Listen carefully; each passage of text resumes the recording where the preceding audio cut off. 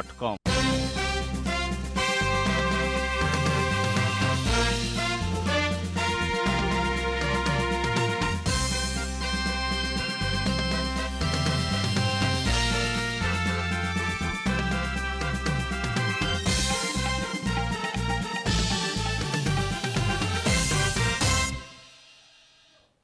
नमस्कार, म कावेरी पौडेल। नमस्कार, म अनिस्मा बस्नेत। राति 8 बजेको जनता समाचारमा स्वागत छ। सबैभन्दा पहिले प्रमुख समाचार।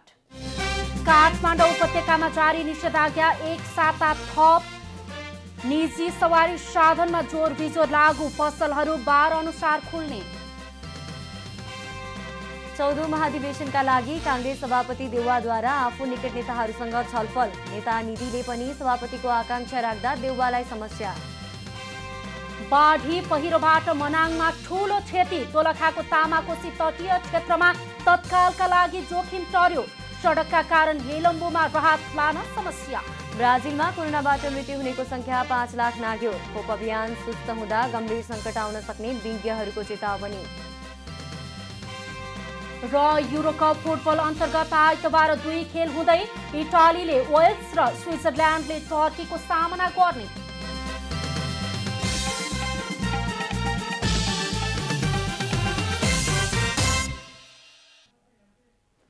अब पूरा समाचार। काठमाडौँ उपत्यकामा एक साता निषेधाज्ञा थप गरिएको छ। आइतबार काठमाडौँ उपत्यकाका प्रमुख जिल्ला अधिकारीहरूको बैठकले उपत्यकामा निषेधाज्ञा एक साता लम्ब्याउने निर्णय गरेको हो। यससँगै उपत्यकामा असार 8 गतेदेखि 14 गतेसम्म निषेधाज्ञा हुने भएको छ। यसअघि थपिएको निषेधाज्ञा असार 7 गते सकिँदैछ। यद्यपि निषेधाज्ञालाई खुकुलो भने पारिएको छ। निजी सवारी साधनमा जोर बिजोर प्रणाली लागू गरी सञ्चालन गर्न दिइने भएको छ। निजी सवारी साधनहरू ट्याक्सी र मोटरसाइकल, स्कुटी जोर बिजोर प्रणाली लागू गरी चल्न दिइने काठमाडौँका प्रमुख जिल्ला अधिकारी कालीप्रसाद पराजुलीले बताउनुभयो।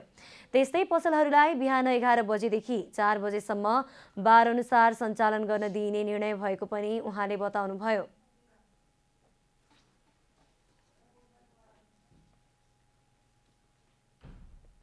आइतबार, मङ्गलबार, बिहिबार चाहिँ सुन पसल, भाडा भान्सा जन्य विद्युतीय घरायसी सामग्रीहरू, अटोमोबाइलको सोरुम, अटोमोबाइल पार्ट्स पसल र इलेक्ट्रोनिक पसल खोल्न दिने भन्ने भएको छ। आइतबार, मङ्गलबार र बिहिबार।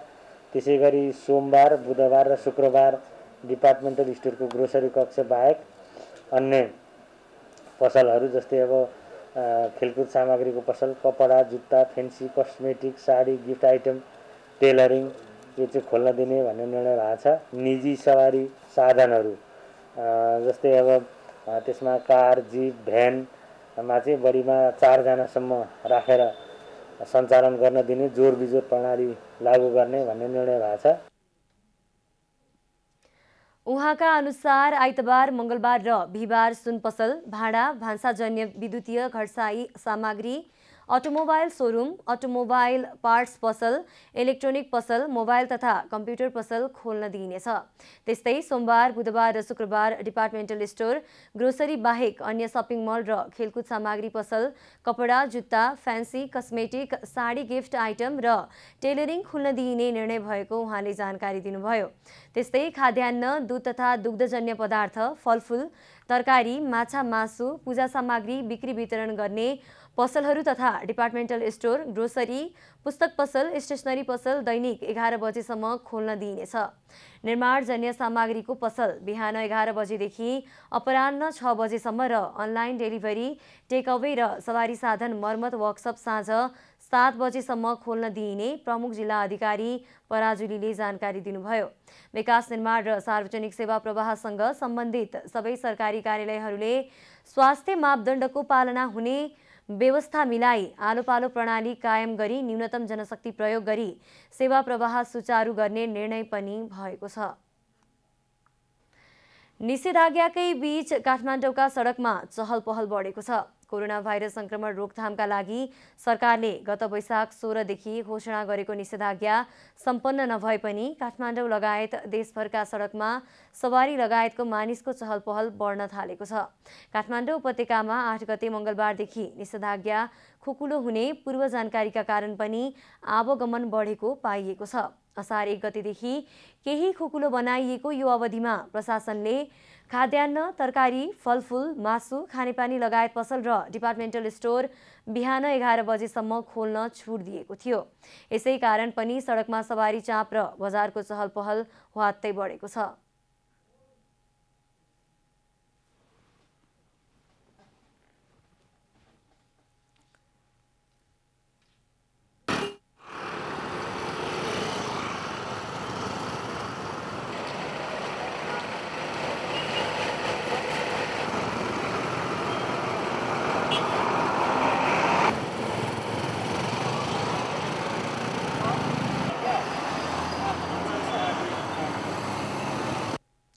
कोरोना भाइरस संक्रमण र मृत्युदरमा कमी आएको कारण पनि आवागमन बाक्लिएको हो। यद्यपि कतिपय मानिसलाई सडकमा निस्कन निकै हतारो भएको जस्तो देखिन्छ।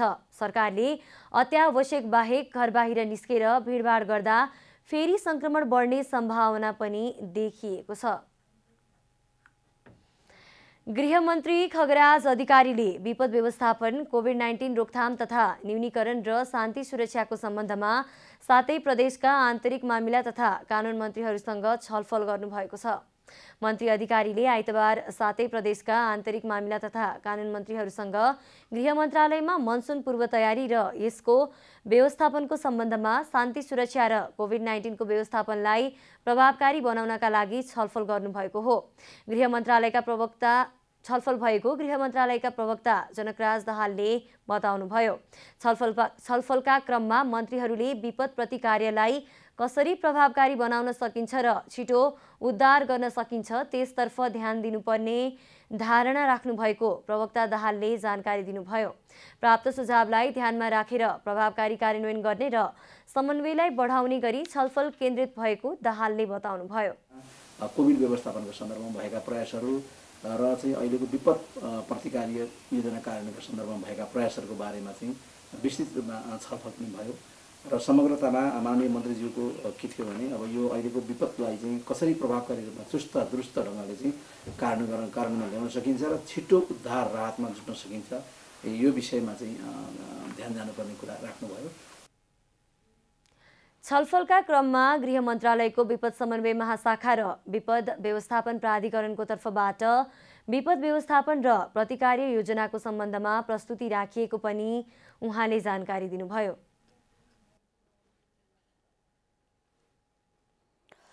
संस्कृति, पर्यटन तथा नागरिक उड्डयन मन्त्री उमाशंकर अर्गरियाले पशुपति क्षेत्रभित्रका सम्पदा पुनर्निर्माण प्रक्रिया पारदर्शी बनाउन निर्देशन दिनुभएको छ। संस्कृति, पर्यटन तथा नागरिक उड्डयन मन्त्री अर्गरियाले निर्देशन कार्यान्वयन भने होला कि नहोला भन्ने सर्वसाधारणमा चिन्ता बढेको छ। आइतबार पशुपति क्षेत्रभित्र निर्माण गर्न लागिएको राम मन्दिरको शिलान्यास गर्दै पर्यटन मन्त्री उमाशंकर अर्गरियाले पशुपति क्षेत्रभित्रका पुनर्निर्माणका कामहरूलाई पारदर्शी रूपले गर्नका लागि निर्देशन दिनुभएको छ। उहाँले आफू पनि नखाने र अरूलाई पनि खान नदिने आफ्नो एकमात्रै उद्देश्य रहेको बताउँदै कुनै पनि समय आफू आएर हेर्न सक्ने बताउनुभयो। उहाँले भ्रष्टाचार हुन नदिनका निम्ति सजग पनि गराउनुभयो। मेरो एउटै उद्देश्य हुन्छ, नखान्छु न खान दिन्छु कसैलाई, नखान्छु न खान दिन्छु कसैलाई।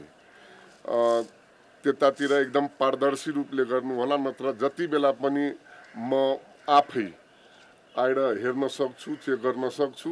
त्यतातिर पनि म अहिले नै सतर्क र सजग गराउन चाहन्छु। मन्दिर पुनर्निर्माण गर्दा पशुपति क्षेत्रका साधु सन्तलाई विस्थापित गराउन लागिएको भन्दै साधु सन्तले विरोध जनाइरहेको सन्दर्भमा मन्त्री अर्गरियाले पशुपति क्षेत्रबाट साधु सन्तलाई विस्थापित नगराइने बताउनुभयो। निर्माणको काम सकिएपछि उहाँहरूलाई पुनर्स्थापना गरिने बताउनुभयो। यो मन्त्रालय संस्कृतिको रक्षा गर्ने मन्त्रालय हो र संस्कृतिको रक्षा हुन्छ। अब बाबाहरू यदि पहिलादेखि बसिराख्नु भएको छ भने नठान्दा हुन्छ कि हामीलाई विस्थापित गर्छ।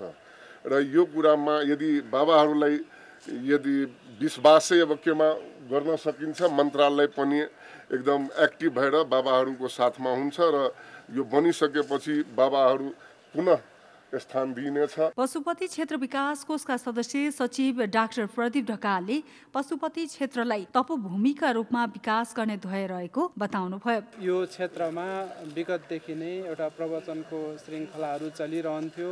हरेक दिन यहाँ सन्त महात्माका प्रवचनहरू चलिरहन्थ्यो भने त्यसले एउटा निरन्तरता पाउने नै छ र एउटा यो थलो चाहिँ साँच्चीकै एउटा ज्ञान र विज्ञानको बहस गर्ने तर्क गर्ने थलोको रूपमा पनि विकास हुनेछ भन्ने मैले विश्वास लिएको छु। राखिदिनु हुनको लागि म अनुरोध गर्छु। उहाँले पशुपति क्षेत्र ज्ञान र विज्ञानको सम्बन्धमा बहस गर्ने थलोको रूपमा विकास हुने विश्वास पनि व्यक्त गर्नुभयो। पशुपति क्षेत्र विकास कोषले दाताहरूको सहयोगमा पशुपति क्षेत्रभित्र राम मन्दिरको निर्माण गर्न लागेको सदस्य सचिव ढकालले जानकारी दिनुभयो। नेपाली कांग्रेसका सभापति शेरबहादुर देउवाले पार्टीको साख पुरानो अवस्थामा ल्याउन आफू फेरि सभापतिमा उठ्न लागेको आफू निकटका नेताहरूलाई बताउनु भएको छ। तर आफ्नै गुटका नेता निवर्तमान उपसभापति विमलेन्द्र निधिले पनि सभापतिमा आकांक्षा राख्दा देउवा अप्ठेरोमा पर्नु भएको छ।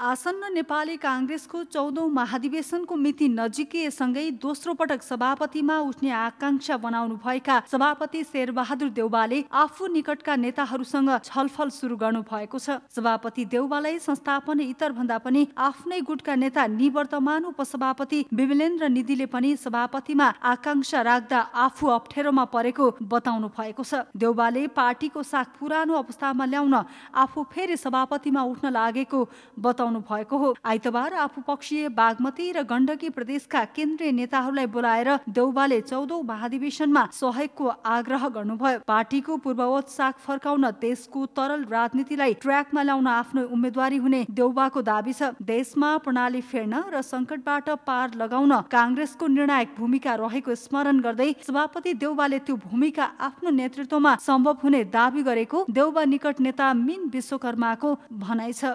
यति बेला लोकतन्त्र र संसदीय व्यवस्था नै धरापमा छ र 62-63 को जनआन्दोलन पश्चात संविधान जारी भएपछि कांग्रेसको नेतृत्वमा जारी भएको संविधानले दिएका 5वटा उपलब्धिहरू अहिले खतरामा छ। त्यसैले यो मुलुकलाई संविधानलाई व्यवस्थालाई जोगाउनका लागि प्रमुख प्रतिपक्षको गठबन्धनको नेतृत्व उहाँले गर्दै हुनुहुन्छ।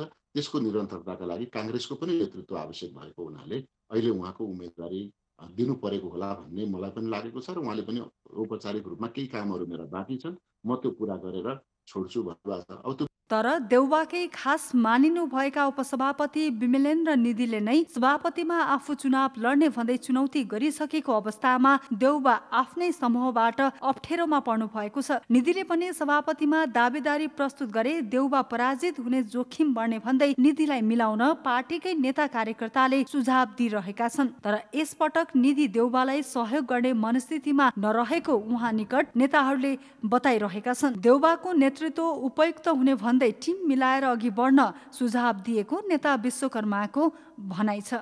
सभापतिले मलाई सहयोग गर्नुस् एक कार्यकाल फेरि भन्दै हुनुहुन्छ। विमलेन्द्र निधिले तपाईँ मेरो नेता हो, मलाई आशीर्वाद दिनुस् भन्दै हुनुहुन्छ। यो त हार्दिकताको बीचमा भएको सौहार्द वातावरणमा कहिलेकाहीँ चाहिँ तपाईँले मलाई दिनुपर्छ, तपाईँले मलाई सहयोग गर्नुपर्छ भनेर साह्रो साह्रो बोल्ने त घर परिवारभित्र हुन्छ नि त। टाढाकोसँग त त्यो व्यवहार हुँदैन। टाढाकोसँग त नमस्कार गरेर औपचारिक वार्ता हुन्छ होला, मध्यस्थकर्ता हुन्छन् होला। उहाँहरू दुईजना आपसी भेटघाट गरेर एकअर्काको सहयोगको अपेक्षा गरिरहनु भएको छ। यो नै सकारात्मक पक्ष हो र यसैले नै उहाँहरू दुईजनालाई मजबुत बनाएर भोलि एकजना साझा उम्मेदवार बनाउन सक्ने वातावरण त हिजो उहाँहरूले प्रारम्भ गर्नुभयो। महाधिवेशनको मिति तय भएसँगै पार्टी सभापतिका आकांक्षीहरूको दौडधुप पनि सुरु भएको छ। सभापतिमा देउवा सहित उपसभापति विमलेन्द्र निधि, महामन्त्री डाक्टर शशाङ्क कोइराला, नेता डाक्टर शेखर कोइराला र प्रकाशमान सिंह पनि सभापतिको आकांक्षी देखिनु भएको छ। पछिल्लो 24 घण्टामा देशभर 2442 जनामा कोरोना भाइरसको संक्रमण पुष्टि भएको छ। 6677 जनाको पीसीआर परीक्षणमा 1421 जना र 4249 जनाको एन्टिजेन परीक्षण गर्दा 1021 जना गरी 2442 जनामा संक्रमण पुष्टि भएको स्वास्थ्य तथा जनसङ्ख्या मन्त्रालयले जनाएको छ। यसैगरी पछिल्लो 24 घण्टामा 3456 जना संक्रमण मुक्त भएका छन्। यो सँगै नेपालमा कोरोना संक्रमण मुक्त हुनेको संख्या 5,56,798 पुगेको तथ्याङ्क छ। यस्तै पछिल्लो 24 घण्टामा र थप विवरण प्राप्त सहित 51 जना कोरोना संक्रमितको मृत्यु भएको छ। नेपालमा कोरोना संक्रमणबाट अहिलेसम्म 8,726 जनाको मृत्यु भएको छ। हाल देशभर 55,532 जना सक्रिय संक्रमित रहेको मन्त्रालयले जनाएको छ। विगत 24 घण्टामा काठमाडौँ उपत्यकामा 548 जनामा कोरोना भाइरसको संक्रमण पुष्टि भएको मन्त्रालयले जनाएको छ। मन्त्रालयका अनुसार काठमाडौँमा 450, भक्तपुरमा 25 र ललितपुरमा 53 जनामा संक्रमण पुष्टि भएको हो। सर्वोच्च अदालतले अग्रपंक्तिमा खटिएर काम गर्ने पत्रकारहरूलाई कोरोना भाइरस विरुद्धको खोपको व्यवस्था गर्न अन्तरिम आदेश दिएको छ। अधिवक्ता लीलानाथ घिमिरेले दायर गरेको रिटमाथि सुनवाई गर्दै न्यायाधीश कुमार चुडालको इजलासले पत्रकारको पेशागत प्रकृति र परिस्थिति जनसमुदायमा पुग्नुपर्ने र जनसम्पर्कमा हुनुपर्ने भएकाले विशेष परिस्थितिलाई मध्यनजर गरेर पहिलो खोप लगाएकालाई दोस्रो र पहिलो पनि नलगाएकालाई पहिलो डोज खोप दिन अन्तरिम आदेश दिएको हो। अन्तरिम आदेश दिनु नपर्ने कुनै कारण आधार भएमा 15 दिनभित्र महान्यायाधिवक्ताको कार्यालय मार्फत लिखित जवाफ पेश गर्न प्रधानमन्त्री तथा मन्त्री परिषदको कार्यालयलाई सर्वोच्च अदालतले निर्देशन दिएको छ। जनता समाचारमा अब छोटो विश्राम।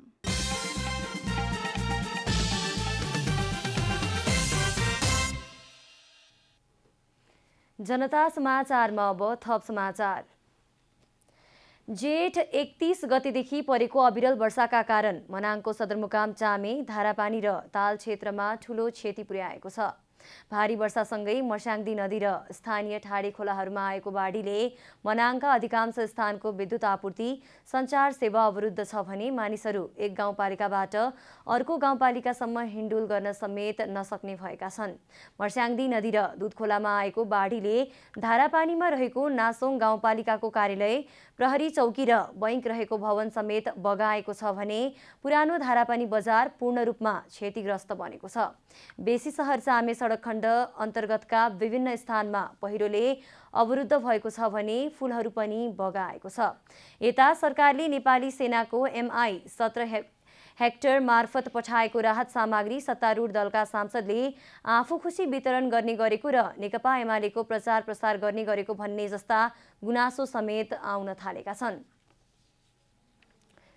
यसै सन्दर्भमा जानकारी दिन हामीसँग हुनुहुन्छ मनाङका प्रमुख जिल्ला अधिकारी विष्णुप्रसाद लामिछाने। सिडिओ साहब, हजुर, जनता समाचारमा स्वागत छ। धेरै धन्यवाद। बाढी र पहिरो अनि यो डुबानले मनाङमा के कस्ता क्षति पुर्याएको छ अहिले बताइदिनुस् न। गत 29 गतेदेखि पानी पर्न थालेको हो। यो अविरल वर्षा करिब 4 दिनसम्म चाहिँ एकदम भीषण वर्षा भयो। त्यो यस अघि चाहिँ यस्तो वर्षा कहिल्यै भएको थिएन। यो वर्षाले खास गरेर चाहिँ यो यातायात चाहिँ पुरै यो प्रणाली नै ध्वस्त गर्यो। यो चामे लमजुङ विशेष सडकको चाहिँ लगभग 30% भाग यो मनाङ खण्डको लगभग 30% भाग चाहिँ नोक्सान भएको छ, क्षति भएको छ। त्यस्तै 8 वटा झोलुङ्गे पुलहरू गएका छन्, 2 वटा पक्की पुलहरू गएका छन् र अहिले यो सबभन्दा ठुलो पुल यहाँ मर्स्याङ्दी नदीको चामेसँग जोडिएको, चामे र माथिल्लो मनाङ जोड्ने यो पुल पनि अहिले चाहिँ जोखिममा छ। त्यसको माथिबाट पानी बगिरहेको छ लगातार 3 दिनदेखि त्यो पुलभन्दा माथिबाट पानी बगिरहेको अवस्था छ। त्यस्तै 55 वटा घरहरू पूर्ण क्षति भएका छन् र आंशिक क्षति हुने घरहरूको संख्या अझै ठुलो छ।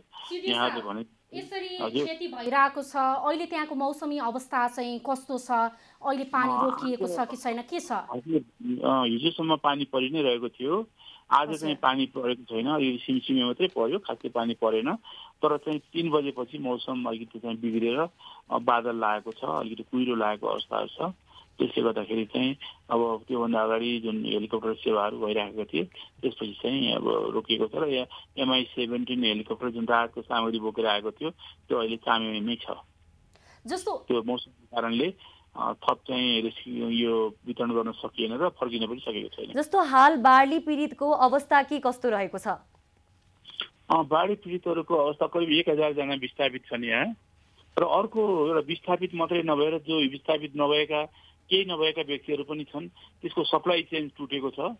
त्यसले गर्दाखेरि चाहिँ उहाँहरूलाई अहिले त तत्काललाई त्यति समस्या देखिँदैन। अहिले पानीको, बिजुलीको, टेलिफोनको समस्या त छ, यातायातको समस्या छ, तर खाद्यान्नको समस्या तत्काल देखिएको छैन। तर उहाँहरूलाई एउटा डर के छ भने अब निकट भविष्यमा सप्लाई चेनहरू यो यातायात व्यवस्थाहरू सबै टुटेको हुनाले अब चाहिँ पछि खाद्यान्नको के अभाव हुन्छ कि भन्ने चाहिँ उहाँहरूलाई पनि जो चाहिँ विस्थापित छैनन्, जसको कुनै क्षति भएको छैन, उहाँहरूलाई पनि त्यो डर छ। किनभनेदेखि अहिले जसको क्षति भइरहेको छ, यहाँले खाद्यान्नको कुरा गरिराख्दा यहाँबाट केन्द्र सरकारले पठाएको राहत वितरणमा त्यहाँका सांसदहरूले ती राजनीतिकरण गरे भन्ने खालका गुनासाहरू पनि आइरहेछन्, समाचारहरू आइरहेछन्। साँच्चै के भइरहेछ यो विषयमा थोरै?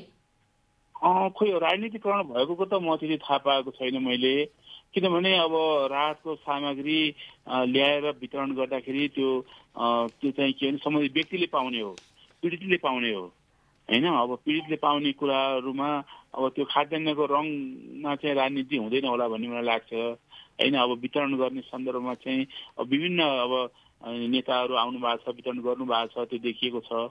हामीले सरकारी स्तरबाट चाहिँ हामीले यो पालहरू, यो चाहिँ टेन्टहरू, यो चाहिँ के अरे यो चाहिँ के अरे पाल, टेन्ट, अनि त्यसपछि यस्तो भौतिक सामानहरू मात्रै हामीले चाहिँ गरेका छौँ।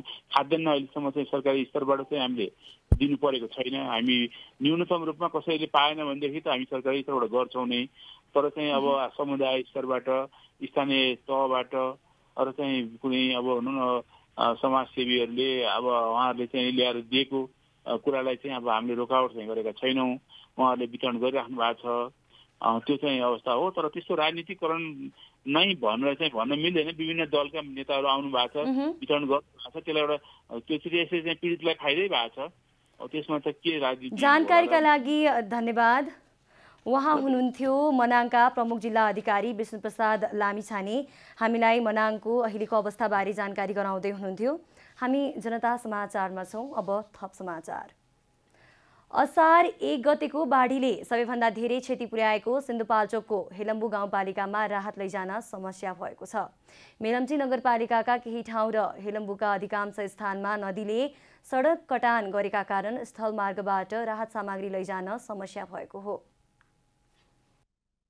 बाढीले मेलम्ची नगरपालिकाको सिमखेत भन्ने स्थानमा सडक कटान गरेको छ। सो स्थानमा आइतबार मात्रै सडक सुचारू भएको छ। सडक नबन्दा हेलम्बु गाउँपालिकाको सिमानासम्म पनि सडक मार्गबाट राहत लैजान सकिएको थिएन। सो स्थानमा सडक सुचारू हुँदा हेलम्बु गाउँपालिकाको चनौटेसम्म यातायात सञ्चालन गर्न सकिन्छ।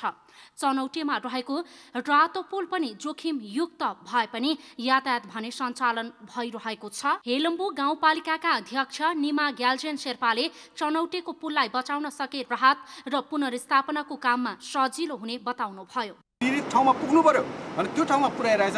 1-2 दिनलाई 1 हप्ता दिनलाई अब त्यसरी टारौँ, त्यसपछि उहाँहरूलाई फेरि एउटा व्यवस्थित कसरी गर्ने भन्ने कुरामा लाग्नु। त्यो सँगसँगै हामी खालि त्यो रातमा मात्रै लाग्ने होइन कि त्यो सँगसँगै अब ठुलो विपद त तपाईँको औषधिहरूको आइसक्यो होइन, दीर्घरोगीहरूको औषधिको आइसक्यो, अर्को बिरामीहरू होला, त्यसलाई के गर्ने भन्ने कुरामा हामी सँगसँगै लाएन भने एउटा मात्रै लाएर बस्दाखेरि भोलि त्यसमा अप्ठ्यारो हुन्छ। या कोभिडको भयावह अवस्था हो, अहिले त्यो कोभिड बिर्सिएको मात्रै हो होइन, त्यसलाई कसरी समेट्ने भनेर सबै एकरूपता साथ हामी अगाडि बढिरहेको छौँ। जिल्ला विपद व्यवस्थापन समितिले राहत वितरणमा एकरूपता ल्याउनको लागि भन्दै एक द्वार नीति लागू गरेको छ, जस अन्तर्गत दाताले ल्याएको सबै राहत सामग्री मेलम्ची स्थित इन्द्रेश्वरी माध्यमिक विद्यालयमा गोदाम गरिएको छ। सो स्थानमा गोदाम गरिएको सामग्री पीडितको हातसम्म पुग्न सकेको छैन। हेलम्बु गाउँपालिकामा लैजान भने दाताले ल्याएको राहत सामग्री समेत मेलम्चीमा नै रोकिने गरेको छ। हेलम्बुमा भने हेलिकप्टरबाट पुर्याइएका सामग्रीको मात्रै भर पर्नु पर्दा पीडितले आधारभूत आवश्यकताका सामग्री समेत पाउन सकेका छैनन्। बाढी पहिरो भएर घरहरू बगाएर खेतहरू बग्यो, अनि त्यही भएर त्यसो भएर स्कुलमा लिन आउनु भन्थ्यो सरहरूले, यस्तो बाढी पहिरोले गर्दै लिन गएको पनि भ्याएको छैन। तपाईँको एउटा रुममा त छैन, अनि त्यही कारणले अब हिजोसम्म चाहिँ त्यतै सुत्यो। अब आजदेखि त अब पिता नि त्यत्रो परिवार छ उनीहरू पनि होइन जसो गरी पनि अब दुःख सुखले यही सोच्नु पर्यो। एउटा घर थियो अब एक ढलानको त्यो पनि छोपिराख लेदोहरूले पुरिरहेछ अहिले चाहिँ रात पाइन्छ कि भनेर धोक्रो र नाम्लो बोकेर हिँडिरहेको। हेलम्बु गाउँपालिका भित्रका 6वटा झोलुङ्गे पुल र 3वटा पक्की पुल पूर्ण रूपमा क्षति भएको छ। बाँकी रहेको एउटा रातो पुल समेत उच्च जोखिममा छ। बाढीले हेलम्बु गाउँपालिका सडक र सञ्चार सञ्जालबाट टाढिएको छ। नेपाल टेलिकमको मोबाइल सेवा बन्द जस्तै छ भने एनसीएल चलाउने ग्राहकले समेत मोबाइल चार्ज गर्न पाएका छैनन्। विद्युत आपूर्ति बन्द भएकाले सोलर बत्ती अहिले त्यहाँको प्रमुख आवश्यकता भएको छ। नेपाली सेनाले हेलिकप्टर मार्फत केही टेन्ट लगेर टाँगेको भए पनि त्यो पर्याप्त हुन सकिरहेको छैन। मेलम्चीमा राहतको थुप्रो लागेको भए पनि हेलम्बुमा भने आधारभूत आवश्यकता समेत पूरा हुन सकेको छैन। बाढीले अझै कटान गर्न छोडेको छैन। यस्तो अवस्थामा सडक मार्ग सुचारू गर्न विभिन्न प्रविधिको प्रयोग गरी बस्तीहरूलाई सडक सञ्जालसँग जोडी राख्न सकिए मात्र पीडितको आधारभूत आवश्यकता पूरा गर्न सकिन्छ।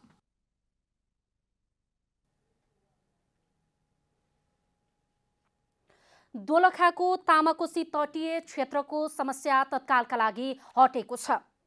चीनको तिब्बत क्षेत्रमा पर्ने रोङसी खोलामा आएको पहिरोका कारण थुनिएको नदीलाई चिनिया टोलीले खोलिदिएपछि तामाकोसीको तटीय क्षेत्रमा तत्काल जोखिम टरेको दोलखाका सहायक प्रमुख जिल्ला अधिकारी एवं प्रवक्ता बद्री प्रसाद तिवारीले जानकारी दिनुभएको छ। चीनको टिङ्ग्री काउन्टीको रोङछिया सहर र त्यस आसपासका क्षेत्रमा भारी वर्षासँगै पहिरो आउँदा नदीको प्रवाह रोकिएको थियो। चिनिया टोलीले नदीको बहाव कन्ट्रोलमा रहेको जनाएको छ।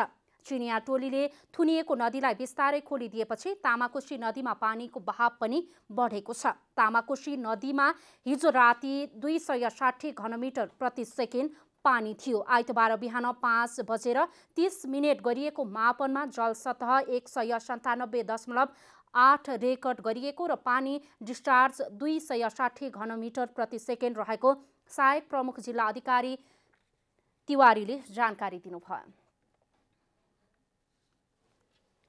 नेपालमा इन्टरनेटको सेवामा लाग्ने कर विश्वकै महँगोमा पर्ने भए पनि दिइने सेवा भने विश्वकै सस्तो रहेको सेवा प्रदायकको दाबी छ। तर वास्तविकता भने बेग्लै छ। चर्को शुल्कका कारण सम्पन्न र शहरी वर्गको सहज पहुँचमा इन्टरनेट छ, तर विपन्न र ग्रामीण भेगका बासिन्दा भने इन्टरनेट सेवाको पहुँचबाट टाढै रहेका छन्। 2 दशक अघिसम्म बिजुली विकासको मापक थियो भने अहिले इन्टरनेट भएको छ। यद्यपि यो सेवा सबैको पहुँचमा पुग्न सकेको छैन। कारण हो डिजिटल साक्षरताको अभाव र महँगो इन्टरनेट सेवा। भारतको तुलनामा नै नेपालको इन्टरनेट शुल्क महँगो छ भने गति सुस्त रहेको छ। तर नेपाली टेलिकम सेवा प्रदायकले भने नेपालको टेलिकम र इन्टरनेट सेवा विश्वमै महँगो कर तिरेर पनि सस्तो भएको दाबी गरेका छन्। अपरेटरले चाहिँ 10 करोड कन्ट्रिब्युसन गरेर हुन्न 1 अरबसम्म चाहिँ सब्सिडी पाएको देखिन्छ हैन। र कसैले चाहिँ अर्बौं गरेको छ नपाएको पनि हुन सक्छ। त्यो यसलाई पनि अलिकति हेर्नुपर्ने हुन्छ। योगदानमा आधारित रूपमा चाहिँ त्यसको फेसिलिटी कन्ट्रिब्युसन पनि हुनुपर्ने।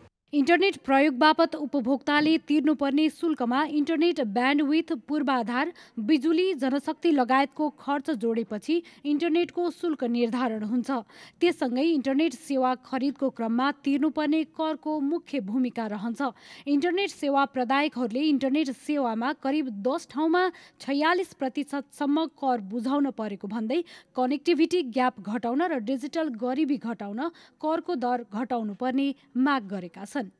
बोर्डरबाट हामीले जुन इन्टरनेटको कनेक्सन गरेर इन्टरनेसनल ब्यान्डविथ कनेक्सन गरेर बोर्डरबाट लिएर आउँदाखेरि र ग्राहकको घरसम्म जाँदाखेरि विभिन्न 10 वटा करहरू लगाइन्छन्। होइन त्यसमा मैले किन भन्दाखेरि यसले जिडिपीमा इफेक्ट पनि भएको हुनाले जिडिपी इन्क्रिमेन्ट भइरहने भयो भने त्यो स्रोत चाहिँ त्यो इन्क्रिमेन्ट भएको चाहिँ जुन इकोनोमी छ त्यसैबाट उठ्छ। यसलाई नै चाहिँ मुखमै गएर त्यति कर लाउनु हुँदैन भन्ने हाम्रो चाहिँ मान्यता छ। प्रयोगकर्ताको दायरा र करको दर कम गरेर सस्तो इन्टरनेट सेवा बढाउनु पर्नेमा आम सर्वसाधारणको भनाइ छ। नेट चाहिँ नेपालको जनताले क्रय गर्न सक्ने सामर्थ्यभन्दा माथि नै छ अहिलेसम्म। नेपालमा चाहिँ निजी क्षेत्रलाई प्रोत्साहित गरेर हिजोको दिनमा 1 वर्ष अगाडि एउटा वर्षबाट अर्को वर्षमा पुग्दाखेरिमा चाहिँ लगभग डबलकै रेन्जमा चाहिँ नेटका ट्याक्स शुल्कहरू बढाएर हिजो हामीले चाहिँ प्याकेजमा वर्षको 12,000मा प्याकेज चलाउँथ्यौँ भने अहिले त्यसलाई चाहिँ 22,000 24,000 पुर्याएको छ। नेपालमा 80% जनसङ्ख्या मोबाइलबाट इन्टरनेट चलाउनेहरू छन्। घर वा अफिसमा तार जोडेर भरपर्दो इन्टरनेट चलाउनेको सङ्ख्या 20% मात्र रहेको छ। इन्टरनेटको पहुँचसँगै ज्ञान, धन, सिप र उत्पादन नै प्रभाव पर्ने हुँदा यसको पहुँचमा पुग्न नसक्ने अथवा सेवा खरिद गर्न नसक्ने नागरिक सधैँका लागि पछि पर्ने अवस्था छ, जुन विकासको लक्ष्यमा बाधक बन्ने देखिन्छ। क्यामेरा ब्युरोका साथ रूपा घिमिरे, काठमाडौँ। अब आर्थिक समाचार।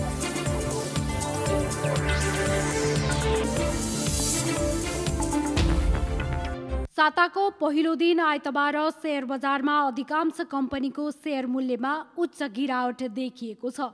आइतबार नेप्से परिसूचक 63.28 अङ्कले घटेर 2905.46 अङ्कमा सीमित भएको छ। कारोबार भएका कम्पनीमध्ये 200वटा कम्पनीको शेयर मूल्यमा गिरावट देखिएको छ भने 17वटा कम्पनीको मात्रै शेयर मूल्य बढेको छ। त्यसैगरी 11वटा कम्पनीको शेयर मूल्य स्थिर रहेको छ।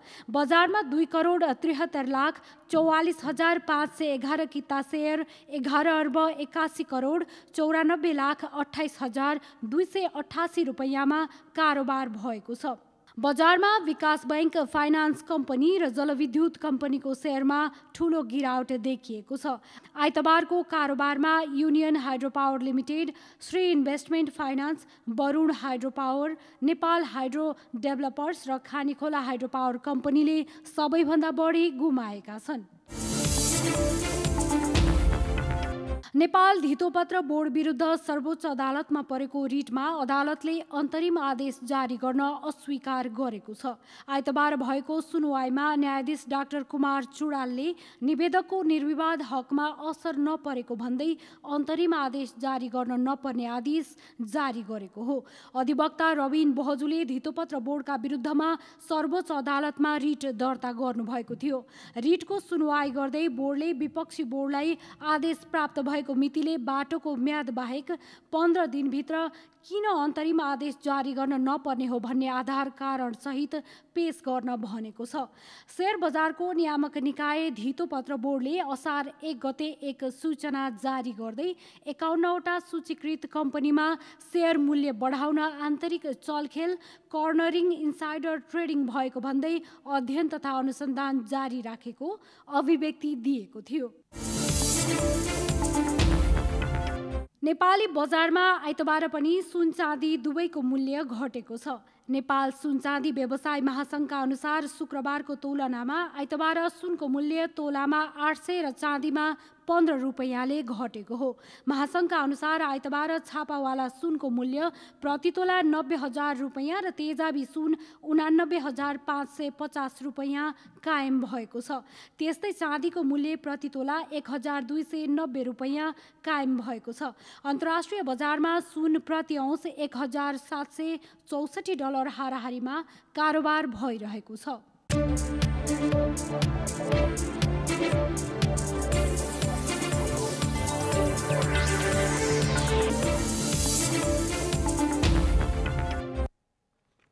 जनता समाचारमा अब छोटो विश्राम।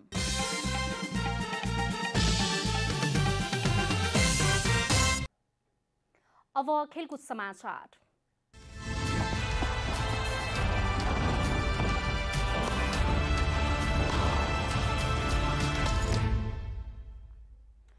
यूरो कपमा आज 2 खेल हुँदैछन्। समूह ए का दुवै खेल आज बेलुकी 9:15 बजेबाट सुरु हुनेछ। इटालीको रोम स्थित स्टुडियो ओलम्पिकमा हुने खेलमा इटाली र वेल्स बीच प्रतिस्पर्धा हुनेछ। उपाधिको बलियो दावेदार मानिएको इटालीले यसअघिका दुवै खेलमा जित निकाल्दै अन्तिम 16मा स्थान सुरक्षित गरिसकेको छ। त्यस्तै वेल्सले जित या बराबरीको नतिजा निकाल्दै अन्तिम 16मा स्थान बनाउन चाहनेछ। स्विजरल्यान्डले टर्कीसँग बराबरी खेले या पराजित भए आज पराजित भए पनि वेल्सले अन्तिम 16मा स्थान सुरक्षित गर्नेछ। इटाली र वेल्स बीचको पछिल्ला प्रमुख 9 खेलमा इटालीले 7 खेल जितेको छ भने वेल्सले 2 खेल जितेको छ। यस्तै आजै बाकु ओलम्पिक स्टेडियममा हुने खेलमा स्विजरल्यान्ड र टर्की बीच प्रतिस्पर्धा हुनेछ। टर्की आजको खेलमा सान्तोना जित निकाल्ने लक्ष्यमा रहेको छ भने स्विजरल्यान्ड जित निकाल्दै अन्तिम 16मा पुग्ने समीकरणलाई कायम राख्न चाहन्छ।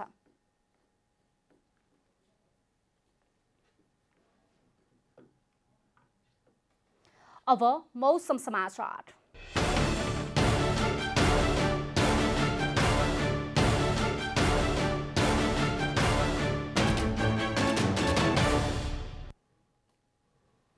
हाल देशभर मौसम सामान्यदेखि पूर्णतया बदली रही देशका केही स्थानहरूमा हल्कादेखि मध्यम वर्षा भइरहेको छ। आज राति देशभर मौसम सामान्यदेखि पूर्णतया बदली रहनेछ।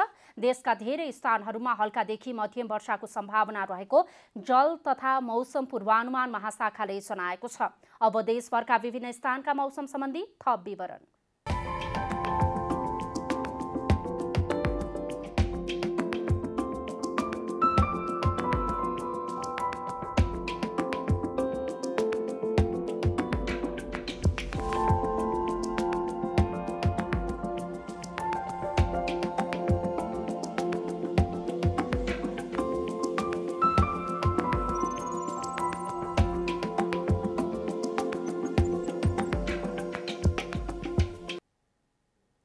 अन्त्यमा आजको डायरी। काठमाडौँ उपत्यकामा एक साता निषेधाज्ञा थप गरिएको छ। आइतबार काठमाडौँ उपत्यकाका प्रमुख जिल्ला अधिकारीहरूको बैठकले उपत्यकामा निषेधाज्ञा थप एक साता लम्ब्याउने निर्णय गरेको हो। यससँगै उपत्यकामा असार 8 गतेदेखि 14 गतेसम्म निषेधाज्ञा हुने भएको छ। पछिल्लो 24 घण्टामा देशभर 2442 जनामा कोरोना भाइरसको संक्रमण पुष्टि भएको छ। 6677 जनाको पीसीआर परीक्षणमा 1421 जना र 4249 जनाको एन्टिजेन परीक्षण गर्दा 1021 जना गरी 2442 जनामा संक्रमण पुष्टि भएको स्वास्थ्य तथा जनसङ्ख्या मन्त्रालयले जनाएको छ। संस्कृति पर्यटन तथा नागरिक उड्डयन मन्त्री उमाशंकर अर्गरियाले पशुपति क्षेत्रभित्रका सम्पदा पुनर्निर्माण प्रक्रिया पारदर्शी बनाउन निर्देशन दिनुभएको छ। मन्त्री अर्गरियाले पशुपति क्षेत्रमा साधु सन्तलाई नहटाउने प्रतिबद्धता समेत व्यक्त गर्नुभएको छ। तर निर्देशन कार्यान्वयन भने होला कि नहोला भन्ने चिन्ता सर्वसाधारणमा उत्पन्न भएको छ। ब्राजिलमा कोरोना भाइरसको संक्रमणका कारण मृत्यु हुनेको संख्या 5 लाख नागेको छ। विश्वमा कोभिड-19बाट धेरैको ज्यान जाने देशको सूचीमा अमेरिकापछि दोस्रो नम्बरमा रहेको ब्राजिलमा खोप अभियानको गति सुस्त रहेकाले आगामी दिनमा महामारी थप गम्भीर बन्न सक्ने चेतावनी विज्ञले दिएका छन्। युरोकपमा आज 2 खेल हुँदैछन्। समूह ए का दुवै खेल आज बेलुकी 9:15 बजे सुरु हुनेछन्। इटालीको रोम स्थित स्टेडियो ओलम्पिकमा हुने खेलमा इटाली र वेल्स बीच प्रतिस्पर्धा हुनेछ।